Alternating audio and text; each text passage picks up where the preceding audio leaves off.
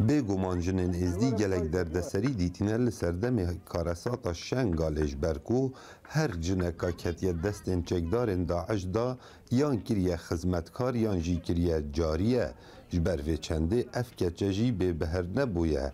Li demê hatina çekdarên Daeş bû ser Şengalê temenê wê 14 sal bûn. Çend caran kirîn û firotin pê hatiye kirin wekû cariye û zêdetir ji 3 salan li welatê Sûriyê jiyana xwe borandiye digel çekdarên Daeş.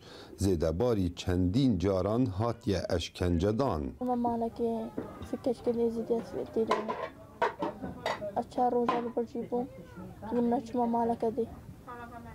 Mala tê rûniştîn Sûriyê bû. Di sal û nîve min reqabûn Sûriye. Tura tayarê lê da û wedehê reqan nexweş bû. Em birna meyadî. Em heşt heyva jî meyadîn bûn û dûra mişin meyadîn derketin. Yani şer werjî çêbûn tayara lê da.